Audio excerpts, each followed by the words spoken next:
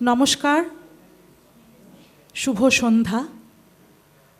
Jyotirindra Maitra Memorial ট্রাস্টের পক্ষ থেকে আজকের এই সান্ধ্য অধিবেশনে আপনাদের সবাইকে স্বাগত জানাই।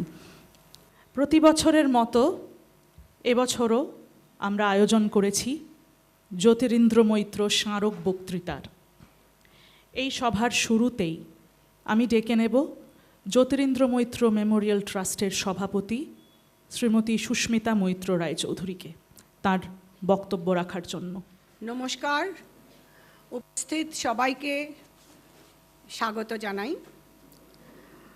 আনন্দের সঙ্গে জানাই যে এবছর জ্যোতিরিন্দ্র মৈত্র স্মারক বক্তৃতা 14 বছরে পদার্পণ করল।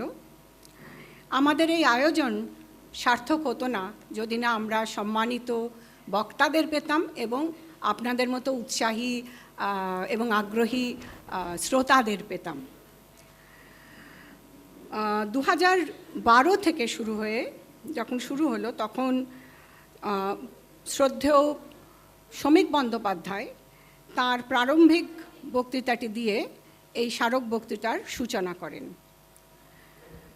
তারপরের বছর থেকে আমরা যাদের পেয়েছি, তারা যে বক্তাদের পেয়ে আমরা গৌরবান্বিত হয়েছি তারা হলেন স্বর্গত অমিয় বাগচি, ডক্টর মার্টিন কেমসেন, অধ্যাপিকা উমা দাশগুপ্ত, স্বর্গত সৌমিত্র চট্টোপাধ্যায়, স্বর্গত অভিজিৎ বন্দ্যোপাধ্যায়, স্বর্গতা উষা গাঙ্গুলি, স্বর্গত স্বপন চক্রবর্তী।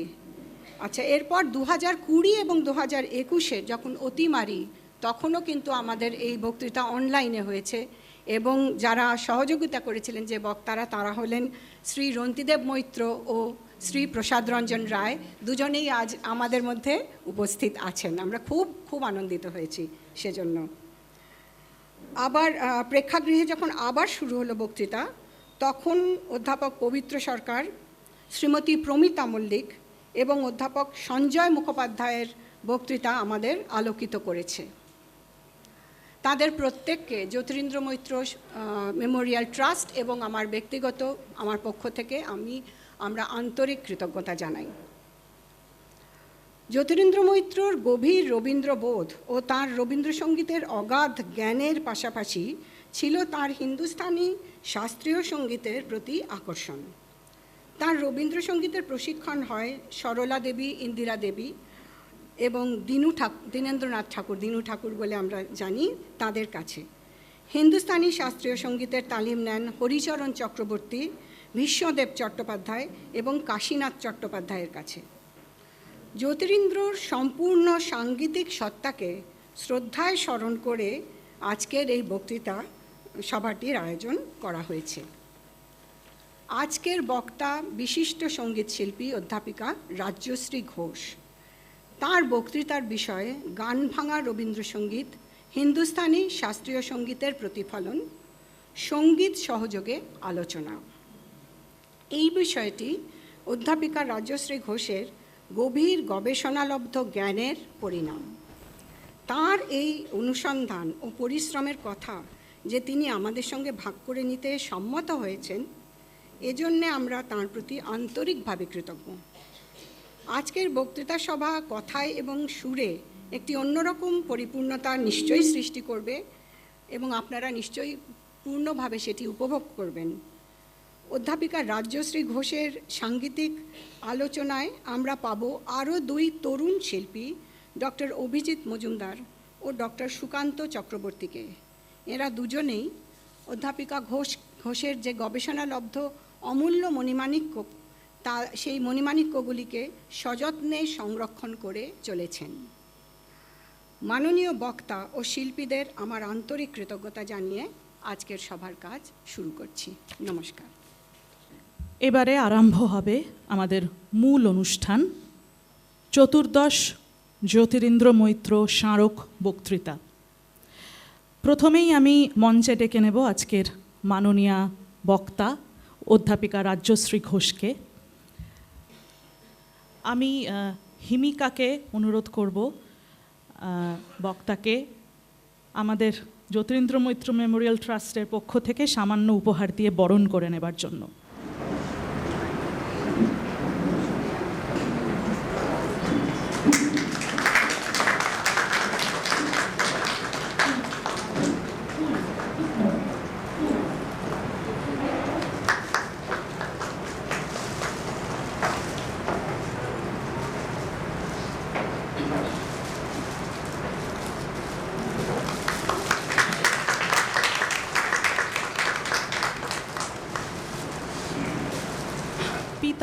ডক্টর প্রদীপ কুমার সেন ও মাতা শ্রীমতী কল্যাণী সেনের কন্যা রাজ্যশ্রীর সঙ্গীত শিক্ষা শুরু হয় তার সঙ্গীত অনুরাগী মায়ের উৎসাহে গৃহশিক্ষকের কাছে।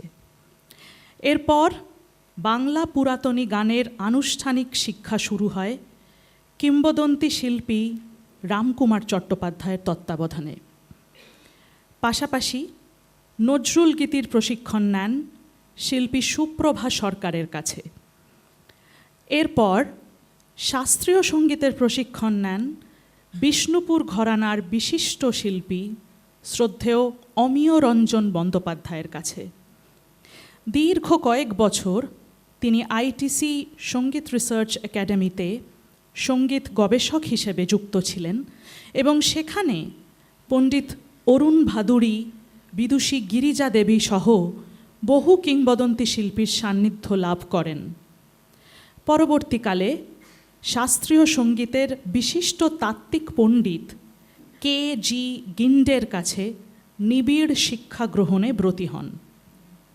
গত ৩৫ বছর ধরে অধ্যাপিকা রাজ্যশ্রী ঘোষ রবীন্দ্রভারতী বিশ্ববিদ্যালয়ের রবীন্দ্রসঙ্গীত বিভাগে শাস্ত্রীয় সঙ্গীতের শিক্ষিকা হিসেবে যুক্ত আছেন এবং বর্তমানে তিনি রবীন্দ্রসঙ্গীত বিভাগের বিভাগীয় প্রধান। বহু বছর ধরে তিনি দেশে এবং বিদেশে সঙ্গীত পরিবেশন ও প্রশিক্ষণ করেছেন। তাঁর গাওয়া শাস্ত্রীয় ও উপশাস্ত্রীয় এবং লঘু সঙ্গীতের বহু সংকলন বিভিন্ন প্রতিষ্ঠান থেকে প্রকাশিত হয়েছে। সম্প্রতি অধ্যাপিকা রাজ্যশ্রী ঘোষের একটি শ্রাব্য প্রকল্প প্রকাশিত হয়েছে, যা তাঁর বহু বছরের গবেষণার ফসল।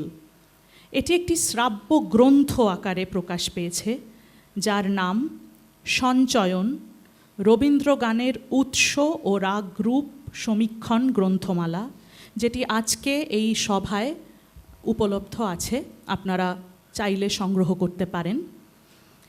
রবীন্দ্রনাথের যেসব গান শাস্ত্রীয় বন্দিশের সুরের আশ্রয়ে রচিত, সেগুলিকে আমরা ভাঙা গান বলে থাকি। সেই সব গানের মূল গানগুলি, যার অনেকগুলিরই সুর হারিয়ে গিয়েছিল, সেই গানগুলিকে তিনি তাঁর গভীর গবেষণার মাধ্যমে নতুন জীবন দান করেছেন। সঞ্চয়ন নামক এই সংকলনে কিউআর কোডের মাধ্যমে এই গানগুলি তার রাগ রূপ এবং রবীন্দ্রনাথের রচনাগুলি সবই আপনারা শুনতে পাবেন। এই সংকলনটি বর্তমান বাংলা সঙ্গীত জগতে এক মূল্যবান সংযোজন। আজকের বক্তৃতাও এই গবেষণারই ফসল। অধ্যাপিকা রাজ্যশ্রী ঘোষকে আমাদের মধ্যে পেয়ে আমরা যার পর নাই আনন্দিত ও সম্মানিত। জ্যোতিরিন্দ্র মৈত্র মেমোরিয়াল ট্রাস্টের পক্ষ থেকে আমরা তাকে আরও একবার স্বাগত জানাই। এরপর ডেকে নেব আরও দুই শিল্পীকে। অধ্যাপিকা রাজ্যশ্রী ঘোষের সঙ্গে যারা সঙ্গীত পরিবেশন করবেন আজকের এই সন্ধ্যায়, আমার দুই বন্ধুবর ডক্টর সুকান্ত চক্রবর্তী ও ডক্টর অভিজিৎ মজুমদার। আমি প্রসূনকে অনুরোধ করব সুকান্ত এবং অভিজিৎকে সামান্য উপহার এবং পুষ্পস্তবক দিয়ে বরণ করে নেবার জন্য। সুকান্তকে আমরা বরণ করে নিচ্ছি।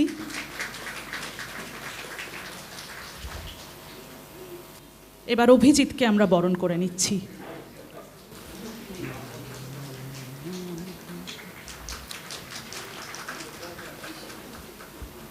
ডক্টর সুকান্ত চক্রবর্তী ও ডক্টর অভিজিৎ মজুমদার দুজনেই রবীন্দ্র গানের অত্যন্ত গুণী শিল্পী, গবেষক এবং শিক্ষক।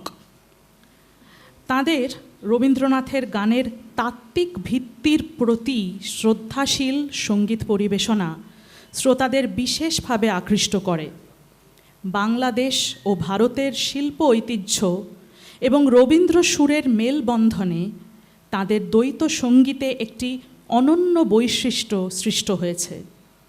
ব্রহ্মসঙ্গীত ও ঠাকুরবাড়ির গানের ওপর তাদের নিবিড় গবেষণা সঙ্গীত জগতে অত্যন্ত মূল্যবান সংযোজন এবং এই গবেষণার ফসল তাঁদের সম্পাদিত বই জোড়াসাঁকো ঠাকুরবাড়ির সঙ্গীতলিপি ও গীতরূপ সংরক্ষণ গ্রন্থমালা, যা 32টি খণ্ডে প্রকাশিত হচ্ছে।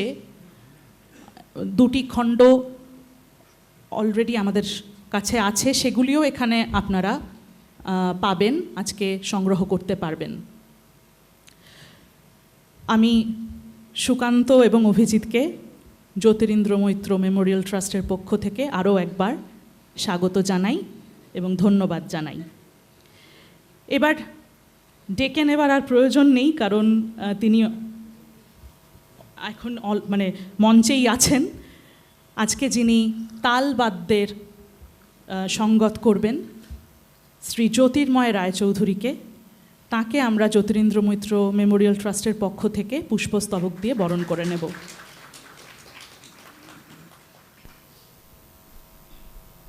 এবার তবে শুরু করা যাক চতুর্দশ জ্যোতিরিন্দ্র মৈত্র স্মারক বক্তৃতা, যার জন্য আমরা অধীর আগ্রহে অপেক্ষা করে আছি।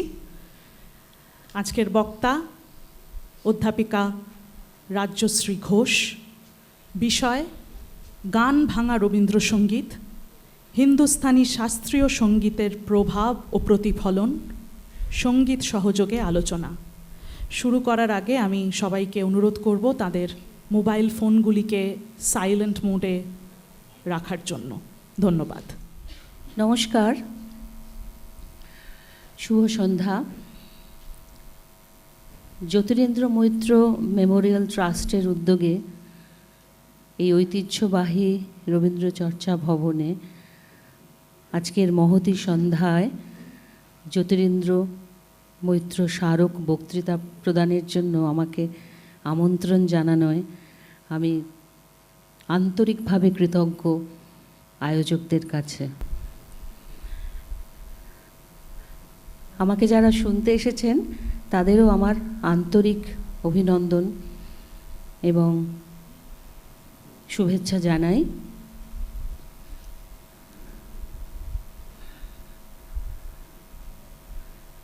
আজকে আমার আলোচনার বিষয় গান ভাঙা রবীন্দ্রসঙ্গীত এবং শাস্ত্রীয় সঙ্গীতের প্রভাব ও প্রতিফলন। বিষয় থেকে খুব গুরুত্বপূর্ণ একটি বিষয় এবং যে কোনো তাত্ত্বিক বা গুরুত্বপূর্ণ সঙ্গীত বিষয়ক আলোচনায় সঙ্গীতের উদাহরণ কিন্তু আসবেই। সেই হিসেবে আমি আজকে আমার বক্তৃতার মাঝে বা বলার মাঝে, বক্তৃতা নাই বলি, আমার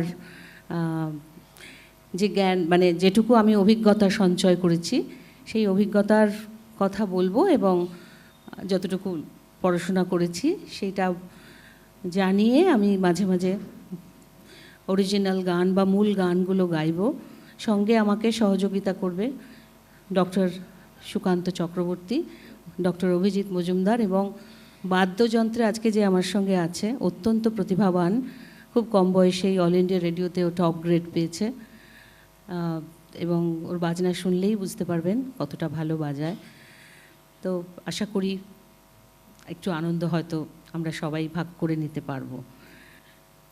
গান ভাঙা রবীন্দ্রসঙ্গীত, ভাঙা শব্দটা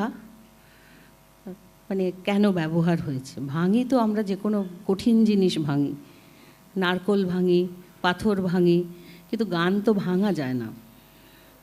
তো সেই ক্ষেত্রে এটা কেন বলা হচ্ছে ভাঙা গান? আসলে কোনো গান ধরুন তার সুর, লয়, তাল সম্বলিত একটা সীমারেখা দিয়ে যে একটা কম্পোজিশন হয় বা একটা গান, যে কোনো গান, সে হিন্দি বান্দিশ হতে পারে বা যা কিছু, তার আদলে যদি আরেকটি গান তৈরি হয় তখন আমরা সেটাকে বলি সেখান থেকে নেওয়া, উৎস থেকে নেওয়া ভাঙা গান। আর এই প্রক্রিয়াটি হচ্ছে ভাঙা, এটাই হচ্ছে গান ভাঙা।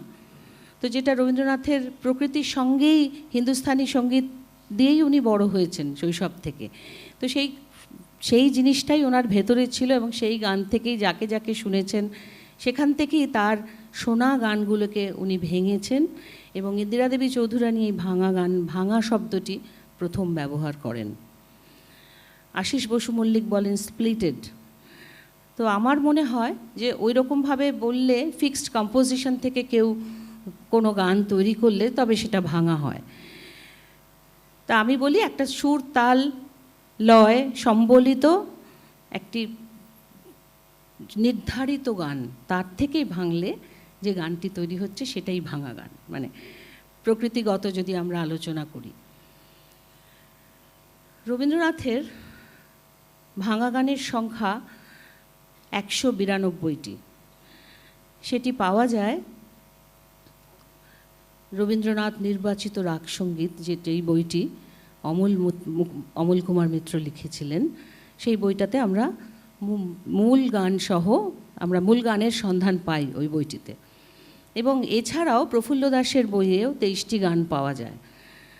তো সব মিলিয়ে 192টি, কিন্তু প্রফুল্ল দাসের বইয়ের গানগুলোর খুব একটা যে তথ্য সম্বলিত তা নয়। ওই গানগুলোর যেমন আমরা নোটেশন পাই, কিন্তু এই গানগুলোর নোটেশন পাই না। 192টি গান, এবং ধ্রুপদ ভাঙা গান ছিল 84টি, খেয়াল ভাঙা গান 62টি,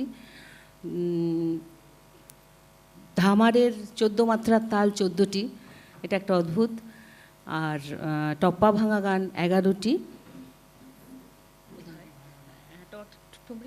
ঠুমরি 11টা না, আচ্ছা টপ্পা 6টা, আর তারানা ভাঙা গান 4টি, এবং সেতারের গত ভাঙা গান 2টি।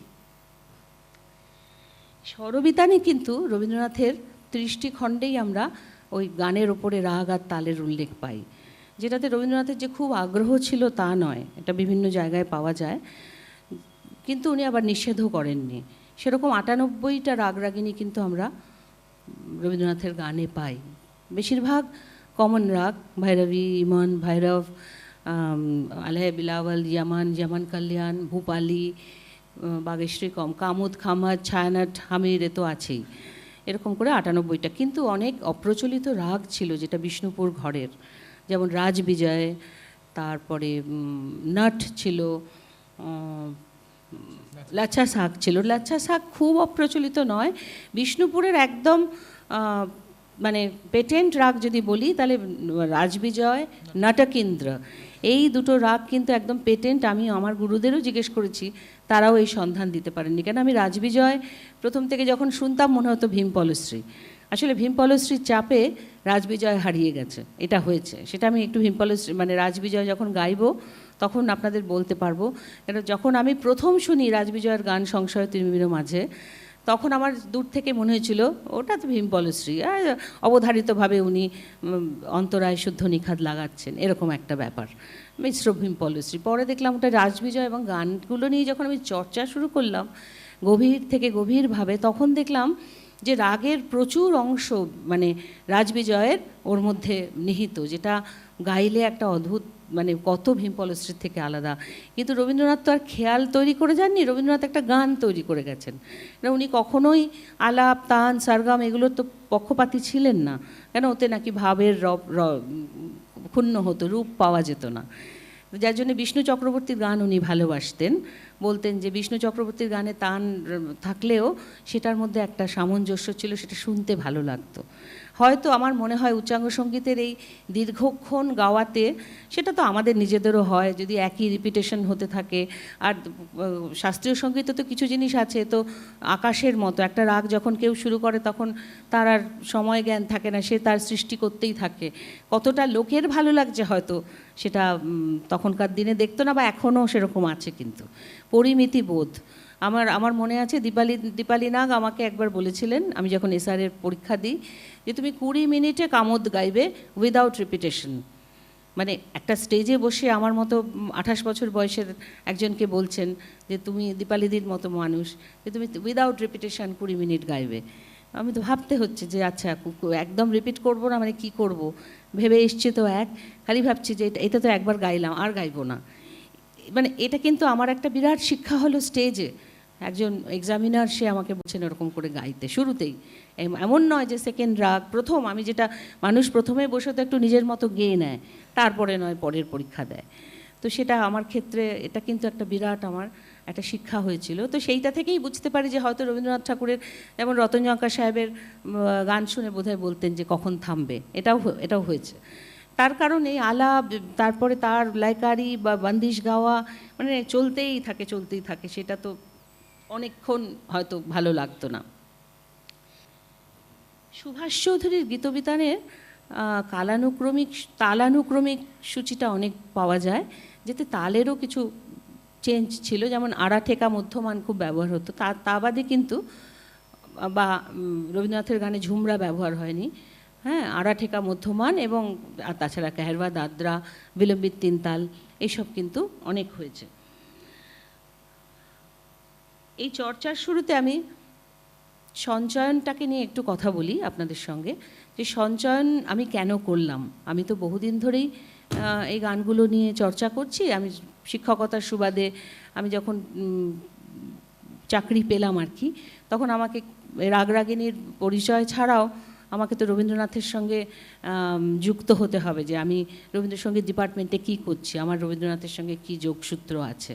তখন আমি দেখলাম যে নিহারবাবু তখন শেখাতেন 5-6টা গান, তো ওনার গানগুলো শুনে, এবং আমি ওই সময় কেজি গিন্ডে সাহেবের কাছে শিখছি, এবং উনি ভাতখান্ডের পুরো বই, নোটেশন বই দেখে খেয়াল নোটেশন, মানে খেয়াল রেকর্ড করছেন ফোর্ড ফাউন্ডেশনের।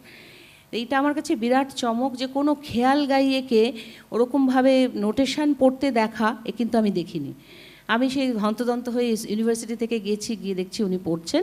আমাকে ওখানকেই একজন বৈদ্যনাথন বলে খুব ভালো মিউজিকোলজিস্ট, ও বলছে দেখো রাজশ্রী, এ কিন্তু নোটেশন দেখে বিলম্বিতটা গাইছেন। আমি বলো কি, আর তুমি নিয়ে এসো বই দেখো। এই আমি বই দেখা শুরু করলাম, বিলম্বিত কী করে পড়তে হয়, মানে এটা কিন্তু সব গুরুরা করেন না, বা গুরুরা, আমাদের শাস্ত্রীয় সঙ্গীত হচ্ছে গুরুমুখী, গুরুও তার গুরুর কাছে শিখে যা এসছেন, সেটা যেরকম পরম্পরায় চলে, সেক্ষেত্রে কিন্তু অনেক ভুলও হয়, যে গুরু ভুল শিখেছেন, গুরু ভুল কথা জানেন, এবার গুরু সেই শিষ্যকে সেই ভুল কথা ভুল আর নাহলে ঠিক যা হয় আর কি।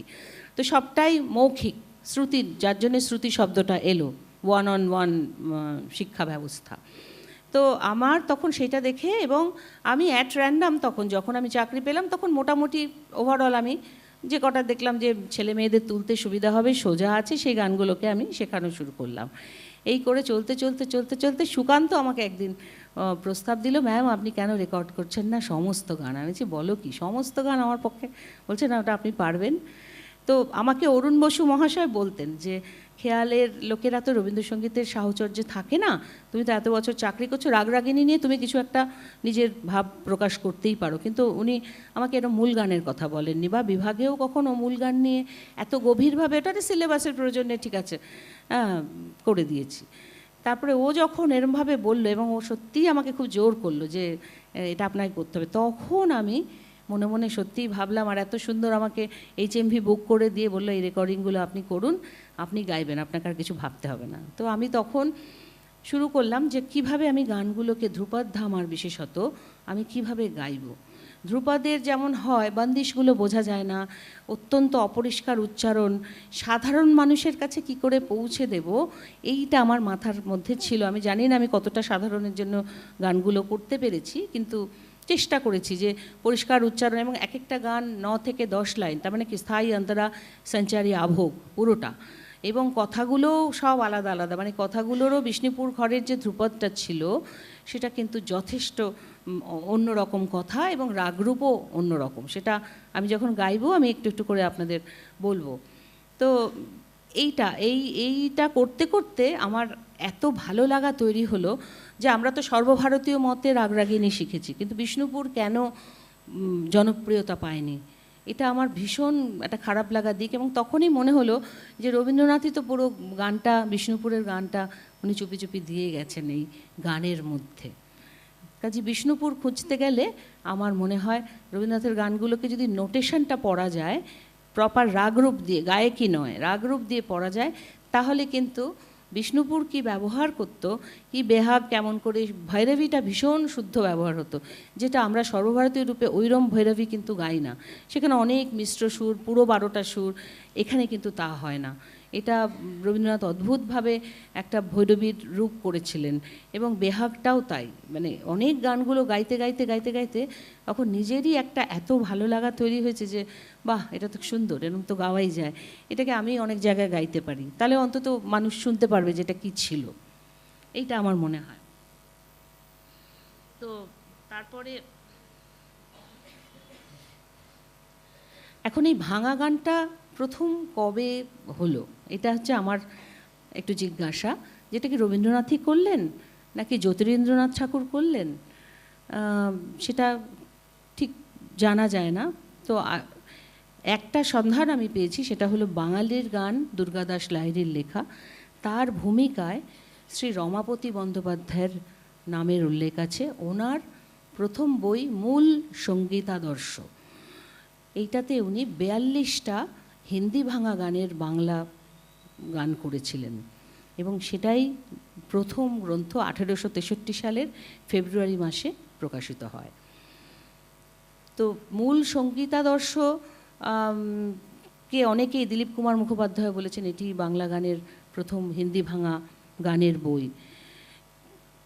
জ্যোতিরিন্দ্রনাথ ঠাকুর দ্বিজেন্দ্রনাথ এবং সত্যেন্দ্রনাথকে বলেছিলেন যে ওরা বিষ্ণু চক্রবর্তীর গান ভেঙে অনেক গান করেছে, কিন্তু ওদের এটাও অস্বীকার করা যায় না যে রমাপতি বন্দ্যোপাধ্যায়ের যথেষ্ট প্রভাব কিন্তু ওদের গানে তখন ছিল। এবং 1863 মানে রবীন্দ্রনাথ ঠাকুরের 2 বছর বয়স। তো সুতরাং এই একটা খুব তথ্য আমার ভালো লাগে। আর একটা তথ্য হচ্ছে ধূর্যটি প্রসাদ মুখোপাধ্যায় একবার রবীন্দ্রনাথকে বলেছিলেন যে আপনার কটা ধ্রুপদ জানা আছে, তো বলেছিলেন এক্ষুনি আমি এক কথায় 150 গান গেয়ে দেবো না, চাইলে আরও গাইতে পারি। তো মানে যে শোনেনি, যে মানে শুনেছেন তো বটে, যিনি চর্চা করেননি, তানপুরা নিয়ে বসে ধ্রুপদ চর্চা করেনি, আমাদের সারা জীবন শিখেও আমরা একটা লাইন গাইতে গিয়ে কত রকম ভাবি, আর উনি বলছেন আমি 150 গানকে এমনিই বলে দেব। মানে চারটিখানি কথা, এটা নজরুলেরও ছিল আর রবীন্দ্রনাথ তো আমাদের বলেই গেছেন। তো সুতরাং এই ব্যাপারগুলো এত আমার কাছে মানে অবাক করা লাগে যে কি প্রতিভা নিয়ে এরা জন্মগ্রহণ করেছেন। এবং রামকুমারবাবু একটা কথা খুব বলতেন, আজকে বলি, আমার গুরু শ্রী রামকুমার চট্টোপাধ্যায়, একদিন আমি ওনার সঙ্গে যাচ্ছি অনুষ্ঠানে, ওনার সঙ্গে একটু হারমোনিয়াম বাজাতাম আমি, তো কোথা থেকে এই আকাশে আমার মুক্তি আলোয় আলোয় বাজছে, অনেক দূর থেকে, বলছে কি গান রচনা করে গেছে দেখো, 10 মাইল দূরেও তুমি যদি এই আকাশে বাজে তুমি আইডেন্টিফাই করতে পারবে যে এই আকাশে বাজছে। এর থেকে জনপ্রিয়তার হতে পারে না সুরের। হ্যাঁ, তো আমার এত ভালো লেগেছিল কথাটা, যে কি সুন্দর করে বললেন যে 10 মাইল দূরেও এই আকাশে বাজলে আমরা কিন্তু আইডেন্টিফাই করতে পারি, কিন্তু অন্য গানকে আমরা চট করে বুঝতে পারি না হয়তো। এই তো আমরা আজকে একটু মূল আলোচনায় যাই। আমি প্রথম যে গানটা শোনাবো সেটি হচ্ছে এ মোহ আবরণের মূল গান। এই মূল গানটার বন্দিশটা হলো ঘूंघट पट खोले रे नटनागर, संग के सखी सब दूर निकस गई, पाए एकेली किनी जोर। মানেটা হচ্ছে যে ঘूंघट पट खोले री, কৃষ্ণকে বলছে সখা যে তুমি তোমার এটা মানে খোলো, তোমার ঘুংঘাট খোলো, আমি তোমাকে দেখতে পাচ্ছি না, আমি তোমার দর্শনের অভিলাষী। সঙ্গকে সখী সব দূর নিকস গেই, সব চলে গেছে সব সখীরা, আমি একাই দাঁড়িয়ে আছি। তো সেই আদলে উনি রচনা করলেন কি এ মোহ আবরণ খুলে দাও, মানে চোখের মায়া অজ্ঞান থেকে তুমি আমাকে সরিয়ে দাও। আর উনি বলছেন ঘুংঘট পট খোলরি, এ মোহ আবরণ খুলে দাও, আর এ বলছে ঘুংঘট পট খোলরি, মানে শব্দের মিল কিন্তু মানেটা একদমই আলাদা। রবীন্দ্রনাথের মূল গানের কতগুলো ব্যাপার ছিল, একটা হচ্ছে বাণী হুবহু মিল কিন্তু সুর ও ছন্দ আলাদা, আবার আরেকটি শ্রেণী হচ্ছে বাণী স্বতন্ত্র কিন্তু সুর ও ছন্দ অবিকল, আবার কিছু গানে বহিরঙ্গের কাঠামো কিন্তু গানটা অন্যভাবে যাচ্ছে, কিন্তু বোঝা যায় যে মূল গানগুলো বা ধ্বনির মিল, যেমন চরণ ধ্বনি শুনি তবনাথ, উনি করলেন মুরলী ধ্বনি শুনি ইয়ারি মাই, ওটা থেকে করলেন কি চরণ ধ্বনি শুনি তবনাথ। পরের লাইনে বলছে মুরলী ধ্বনি শুনি এরি মাই, যমুনা তীর তব সোহম তন মন যৌবন সো বিকাই, আর এখানে করছেন জীবন তীরে কত নীরব নির্জনে কত মধু সমীরে, মানে যমুনাকে উনি জীবন তীরে করলেন, যমুনা তীর জীবন তীর, মানে এই যে ধ্বনির মিল, এটা গাইতে গিয়ে না তখন মনে হচ্ছে, নজরুলও করেছেন মুরলী ধ্বনি শুনি ব্রজনারী, কিন্তু ওটা ভালো লাগেনি। আমি মানে তিনটে যখন পরপর আমি দেখেছি আমার তখন মনে হচ্ছে যে নজরুল আমি নিতে পারছি না, মানে জীবন তীরে কত নীরব নিভৃতে, এটা যে কত একটা গভীর মানে। তো সেটাই মানে কোথা থেকে কোথায় উনি গানগুলোকে নিয়ে গেছেন, এবং গোটা গান একটা কম্পোজড মিউজিক হয়ে গেছে, এইটাই ভাবার। তবে আমার মনে হয় যে মূল গানের চর্চাগুলো একটু করলে রবীন্দ্রসঙ্গীতগুলো কিন্তু আরেকটু ভালো হতে পারে। এটা আমার মানে শিক্ষা থেকে আমি বলছি যে রবীন্দ্রসঙ্গীতগুলো এত স্ট্যাকাটো ফরম্যাটে না গিয়ে একটু মিট ব্যবহার করে, কারণ নোটগুলো তো সবটা তাহলে এরকম মিট চিহ্ন দিয়ে যেতে হয়, সেটা সম্ভব না। আমাদের ভারতীয় সঙ্গীত কিন্তু জোরে, আমাদের ফ্যামিলির মতো যে আমরা সব ঐক্যবদ্ধ থাকি, আর পাশ্চাত্য কিন্তু ছাড়ে সব, এরকম ছুঁড়ে ছুঁড়ে ছুঁড়ে ছুঁড়ে চলে ওদের। আমরা কিন্তু জুড়ি একটা রাগকে, এই সা থেকে পা, পা থেকে গা, আমরা কিন্তু ছেড়ে দিই না কাউকে, কেউ না কেউ সবার সঙ্গে সবাই জড়িয়ে আছে। হয়তো কোনো সময় অলঙ্করণের প্রয়োজনে একটা স্ট্যাকাটো ফরম্যাট দেখালাম, কিন্তু ওইরকম করে কিন্তু আমরা গাই না। রবীন্দ্রনাথের গানও কিন্তু ওইভাবে যদি গাওয়া হয় তাহলে কিন্তু অনেক অন্যরকম একটা রং পেতে পারে গানের, যার জন্য 10টা গান একসঙ্গে শুনতে কিন্তু কখনো একটু মনোটনি হয়, তার কারণ অন্য কিছু নেই তো, শুধু গানটা। এবার গানটাকে যদি স্বরের প্রক্ষেপণ ওইগুলো একটু ভেবে টেবে যদি গাওয়া যায় মানে রেখে, তাহলে গান কিন্তু একদম অন্য দাঁড়িয়ে যাবে। আমি বিশেষ করে মূল গান রেকর্ডিং করতে গিয়ে আমার অনেক একটা উপলব্ধি হয়েছে যে কতটা রেয়াজ করা উচিত এবং খাড়া সুর রেয়াজ করা উচিত। এই জিনিসগুলো যদি হয় তাহলে রবীন্দ্রনাথের গান আরও পপুলার হয়ে যাবে, এটুকু মনে হচ্ছে। যাকে আমরা শুরু করি, তারপর আর একটু কথা বলতে বলতে যাব।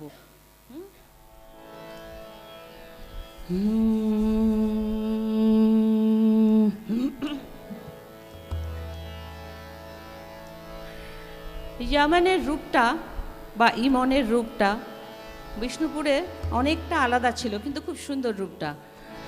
যেমন নিরে গা পা পা ধা মা পা গা রে গা গা রে নি রে সা, এই যে পা ধা মা পা, এটা আমরা গাই না। আরেকটা গা মা পা ধা নি ধা পা পা সা নি ধা মা ধা পা পা ধা মা পা গা রে গা সা রে গা গা মা পা রে গা গা রে নি রে সা। প্রচলিত রূপ কিরম গাই আমরা? গা মা ধা নি মা নি ধা পা পা মা ধা পা পা মা রে গা নি রে গা মা পা রে গা গা রে নি রে সা। একটু একটু ফারাক, এমন নয় যে ইমন বোঝা যাচ্ছে না, কিন্তু যারা আমরা হার্ডকোর খেয়াল তারা পা ধা মা পা, ও বাবা এটা কী গাইছে, পা মা গা মা পা ধা মা পা, কখনো গাইবো না আমরা।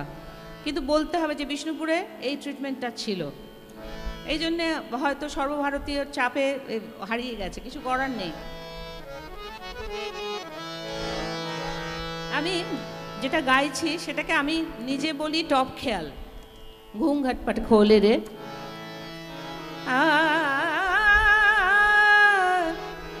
ঘুম ঘাট পাট খোলে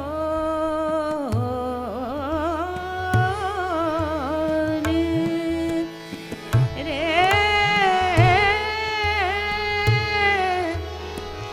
নট না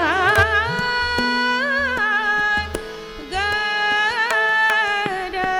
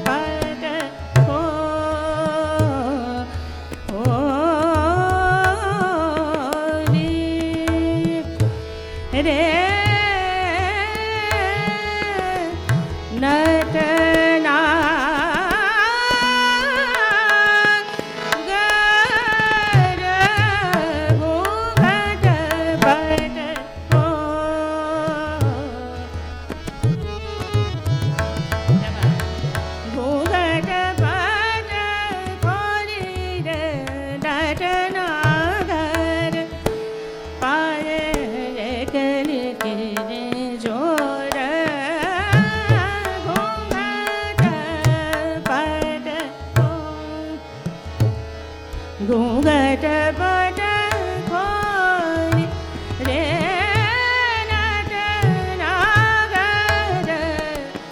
नट नागर घूंघट पट खोली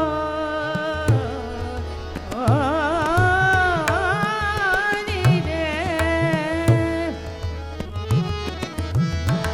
Pama gaga mare ni da ba, para ma ba ni ga ni re ba, ga ni re ga ma da ni go ga da ba da go. Para re ga ma da ni sa ni da ni ma da ma ba, ga ni re ga ma da ni da ba. Para ma ba re ga ba, ga ni re ga ba, ni re ga ba, ni re ga ba.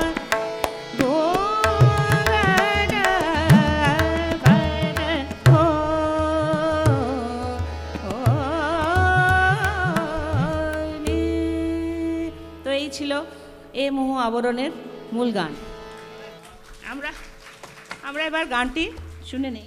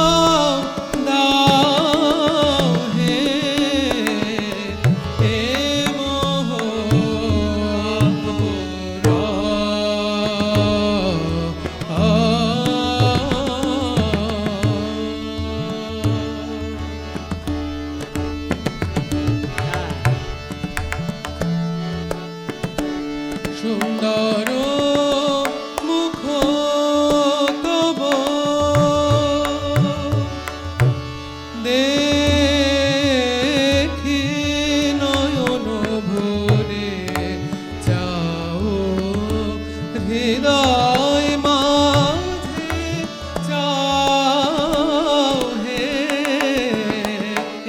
Mohra.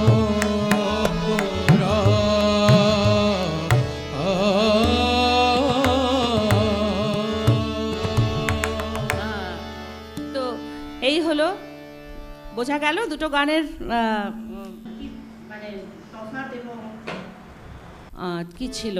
এবার আমি যদি বিষ্ণুপুরকেই গড় করি, মানে আমি ঘোংঘাট পাট খোলে এবং আমি যদি এখনও তারে চোখে দেখিনির মূল গানটা গাই, তাহলে আমি কিন্তু দুটো বিষ্ণুপুর ঘরের দ্রুত এবং বিলম্বিত আমি কমপ্লিট গাইতে পারি। আরেকবার আমি ঘোংঘাট পাট খোলের মুখড়া গেয়ে আপনাদের দেখাই যে কেমন করে আমি বিষ্ণুপুরের গায়কিটাও গেয়ে দিতে পারবো। ঘোংঘাট পাট খোলে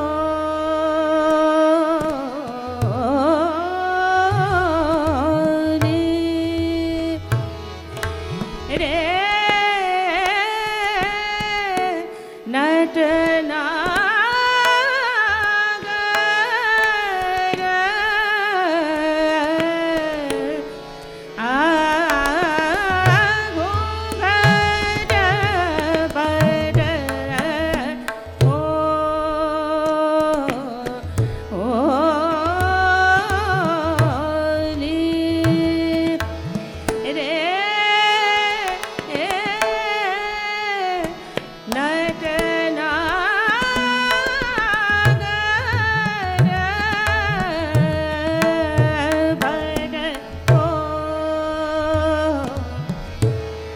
Bama gare gama dani dani ni da bama dama bama gare gare ni dani re bama dani bama dani re da ni dani re gama dani ma ni da bama da bama gare ga bama gare gare sa go da da pa da o bama ga ga ma dani re gare sa ni da dani dani ni da bama re ga bama gare gare ni dani re gama da gama dani dani ni da ba Badani da ba da ma ba ma ga re ga ba ma ga ma ni da ba ma da ma ba ma ga re sa gu ga da ba da o ni ba pa ye ni ya mo ni ba re re piya janak janak na na na na na na pa ye ni ya mo ni ba जनक जनक जन none none none पायलिया मोरी बाजे रे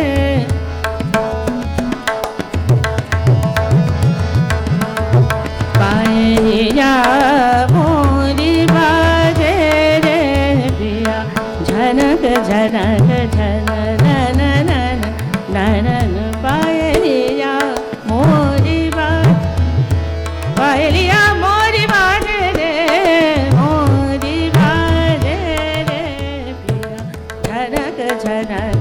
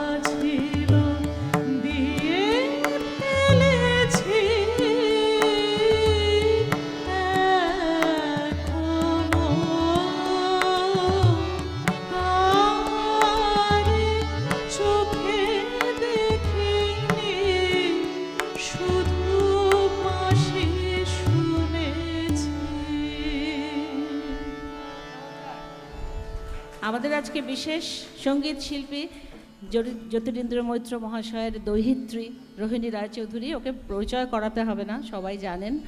ও যে এত কাজের মধ্যেও আমার সঙ্গে গাইছে, এটা আমার অনেক পাওনা আজকে। কি সুন্দর গাইলি বাবা, একটু গাইবি। এবারে যে গানটি আমি বেছেছি সে গানটি হলো ভূপালী রাগ।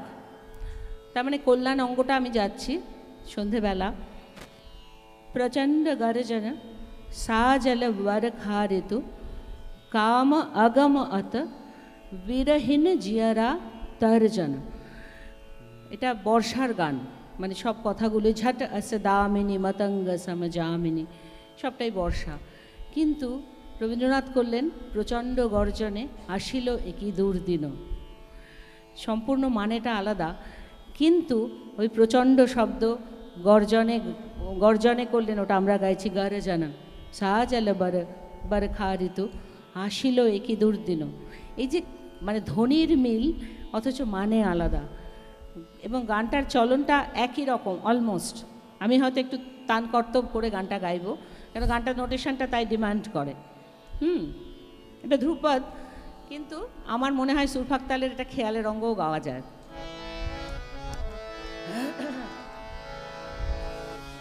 প্রচণ্ড গর্জনা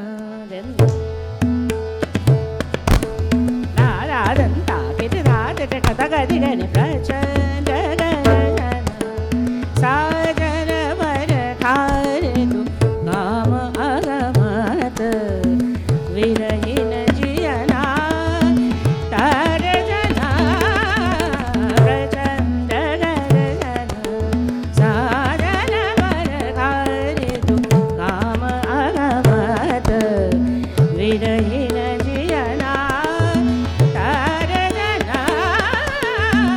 প্রচণ্ড গর্জনা সাজল বরখা ঋতু। জবাব झट अस दामिनी मतंग समजामिनी, झट अस दामिनी मतंग समजामिनी।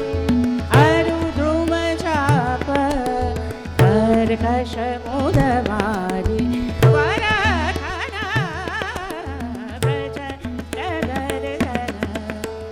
जवाब प्रचण्ड गर्जना साजल बरखा ऋतु काम আগমत বিরহীন জিয়না তর্जना। प्रचण्ड गर्जना साजल बरखा ऋतु।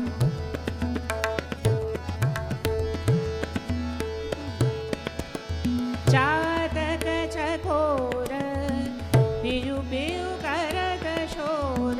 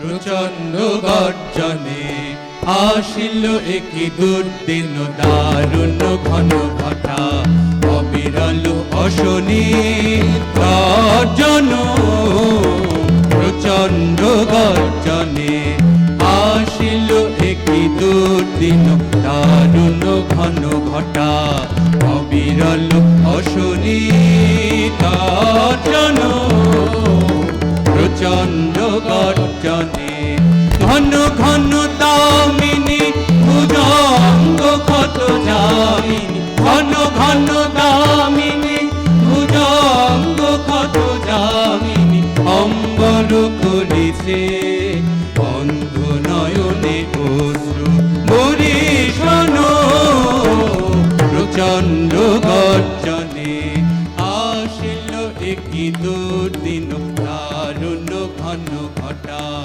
অবিরল অশনি গর্জন প্রচণ্ড গর্জনে ছাড়ো রে শঙ্কা জাগো ভীরু অলস আনন্দে জাগাও অন্তরে শক্তি ছাড়ো রে শঙ্কা জাগো ভীরু অলস আনন্দে জাগাও অন্তরে শক্তি অকুণ্ঠ আখি মেলে হেরো প্রশান্ত বিরাজিত অকুণ্ঠ আখি মেলে হেরো প্রশান্ত বিরাজিত মহাভয় মহাশনে অপরূপ মৃত্যুঞ্জয় রূপে ভয় হরণ প্রচণ্ড গর্জনে আসিল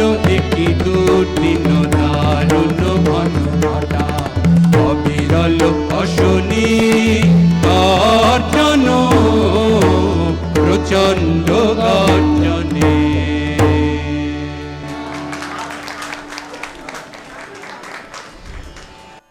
তো বোঝা যাচ্ছে যে গানগুলো কতটা মিল আর কতটা অমিল।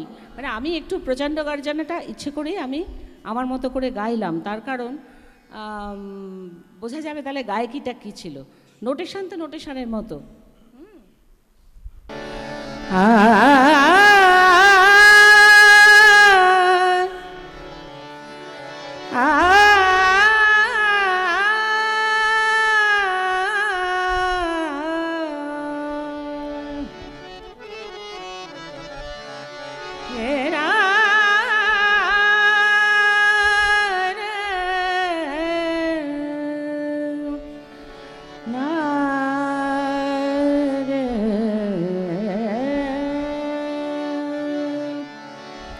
उड़त बूंदन झापना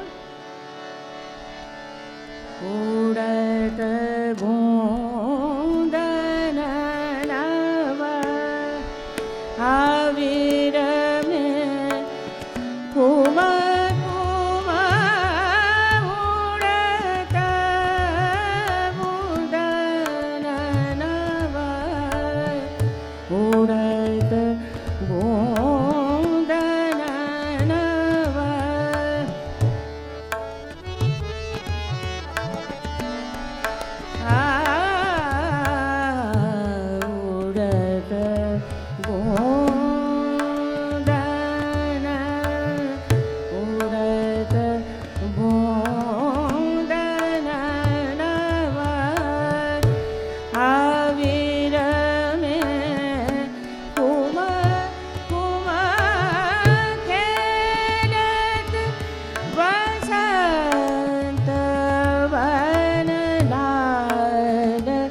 गिरिवर धर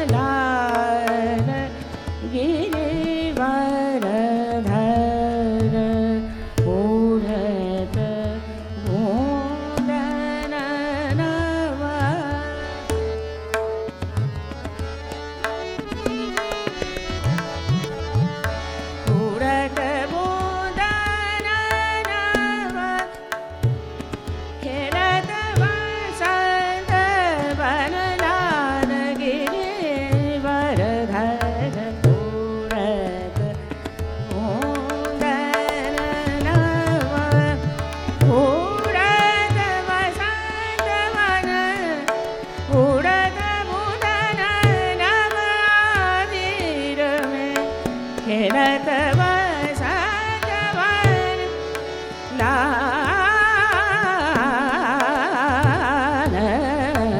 उड़त बूंदन नव उड़त बूंदन नव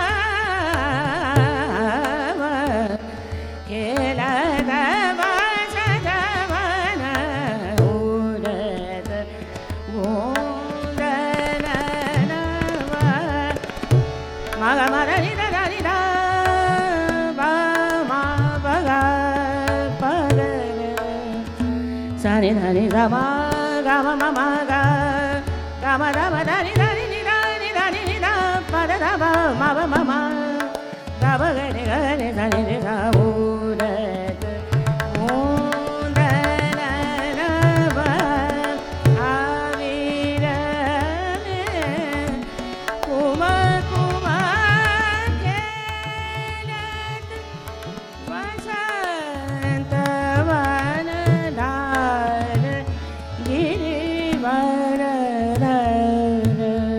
उड़त बूंदन नव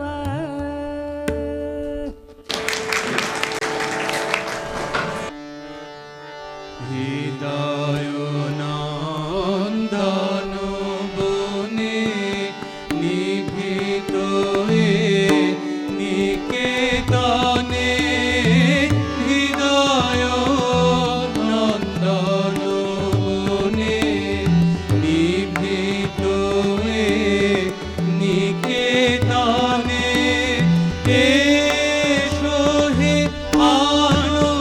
আনন্দময় এসো চির সুন্দর হৃদয় নন্দন বনে দেখাও তব প্রেম মুখ আসরি সর্ব দুঃখ দেখাও তব প্রেম মুখ আসরি সর্ব দুঃখ বিরহ কাটুর তপ্ত বিরহ কাটুর তপ্ত চিত্ত মাঝে বিহার হৃদয়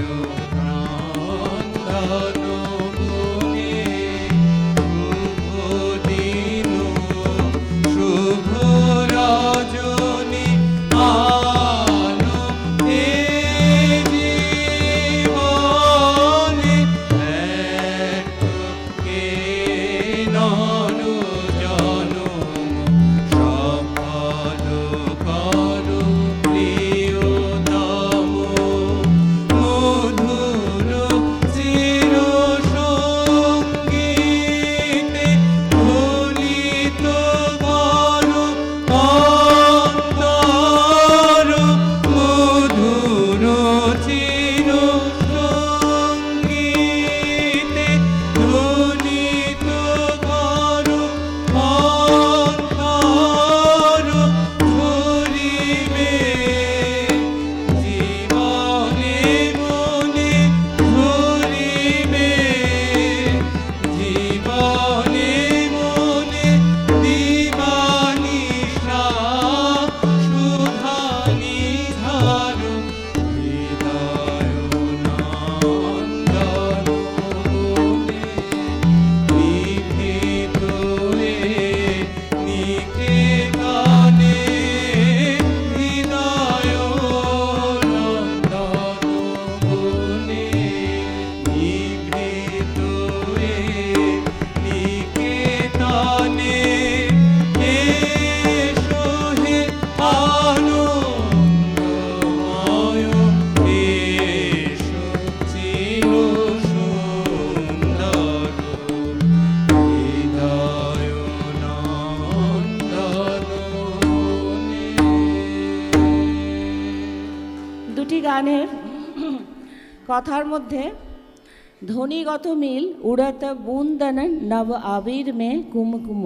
এটা একদম হোলির বর্ণনা গানটিতে।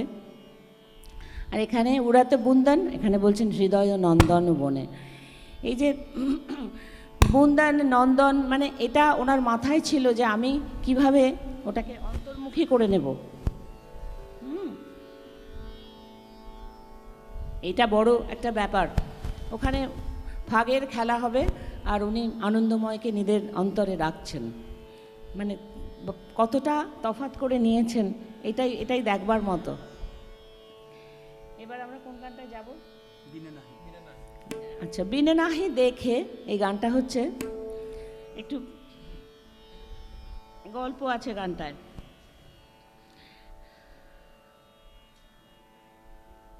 গল্পটা কি তুমি বলবে? একটু বলো, বলতে পারো, বলো না, বল। আমি ম্যামের অনুমতি নিয়ে বিনে নাহির পশ্চাৎপটটা বলছি। আমরা তো রবীন্দ্রনাথের সমস্ত গান জানি যে রবীন্দ্রনাথ কোনো মূল আদর্শ থেকে সঙ্গীত রচনা করছেন, কিন্তু এই বিশেষত্বটাও ছিল যে রবীন্দ্রনাথকে অনুসরণ করেও কিন্তু অনেক সঙ্গীতবেত্তারা তাদের সঙ্গীত রচনা করেছেন। এই রচনাটি সেই জন্য আমার মনে হয় একটি বিশেষত্ব সম্পন্ন রচনা। কারণ বিনে নাহি দেখে আমরা প্রথম পাই শ্রী গোপেশ্বর বন্দ্যোপাধ্যায়ের গীত প্রবেশিকা গ্রন্থে, এবং আমি সময় মিলিয়ে দেখেছি যে যদি এ আমারোর হৃদয় দুয়ারোর অনেক পরে রচিত বিনে নাহি দেখে।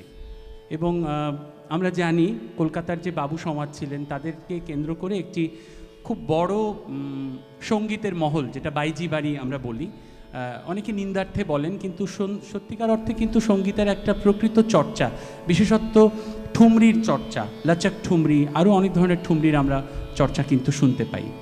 তো গোপেশ্বরবাবুর এই গানটি কিন্তু বাইজি পাড়ায় খুব বিখ্যাত হয়েছিল বিনে নাহি দেখে। এবং এই গানটির সবচেয়ে বড় বিশেষত্ব হচ্ছেন রবীন্দ্রনাথ একটি প্রেমের গানকে কি করে তার জীবন দেবতা বা তার সেই পরমেশ্বরের উদ্দেশ্যে কেমন করে সেটাকে ট্রান্সলেট করছেন। এবং আমি এটাকে বলি সঙ্গীতের সত্যিকার অর্থে রূপান্তর, যে বিশেষত্বকে কিছু কিছু শব্দকে কিন্তু অবিকল রেখেছেন এখানেও। এই গানটি কাফির একদম আদর্শ রূপ। ধৈবত থেকে শুরু হয়েছে গানটা, একদম রেগামাপা করে মানে যেরকম আমরা কাফি গাই সেরকম। বিষ্ণুপুরে সিন্ধু রাগটা খুব পপুলার ছিল, সেটাও কাফির কিছু চলন, কিন্তু রেগামাপা অঙ্গটা সিন্ধুতে পাওয়া যেত না, যার জন্যে রেগামাপাটা এমন একটা, আমি একটু গেয়ে শোনালে বোঝা যাবে।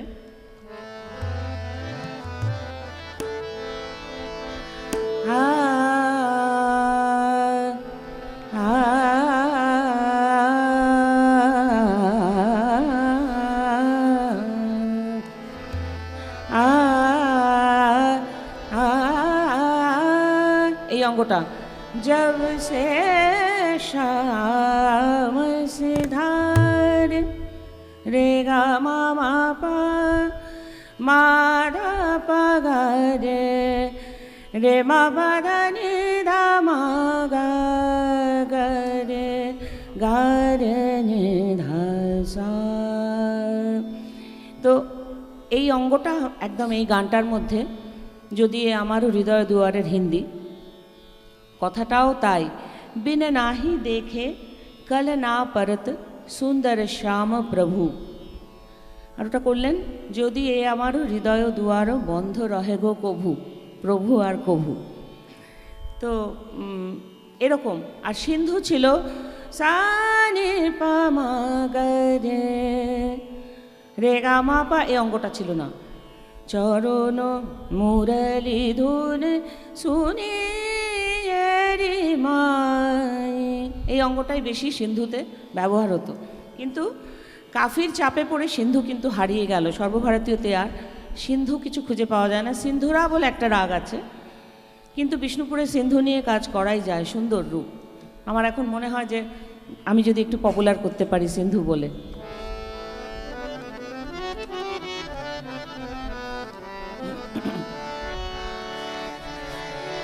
बिन नाहि देखे कल ना परत सुंदर श्याम प्रभु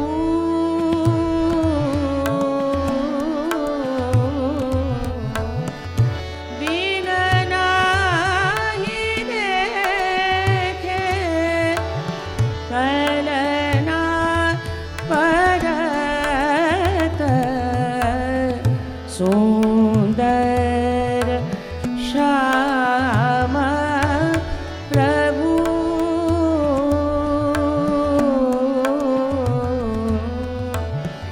द्वार खोल आओ मेरे जान बीच द्वार खोल आओ मेरे जान बीच फिर नाही जाओ प्रभु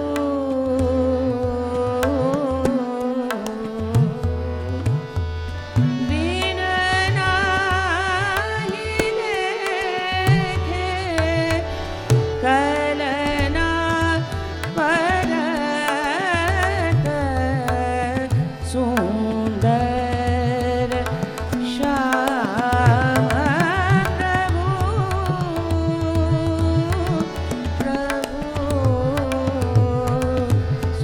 सुंदर श्याम प्रभु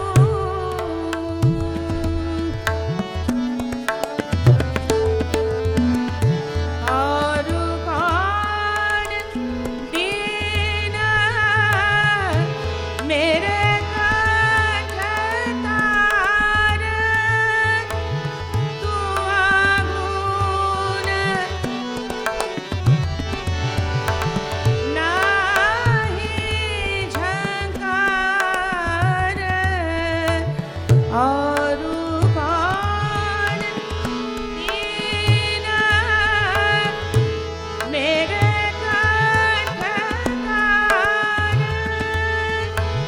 तू आगुन गान नाही झंकार कृपा कीजे तू ही हीर रहिए कृपा कीजे तू ही हीर रहिए फिर नाही जाओ प्रभु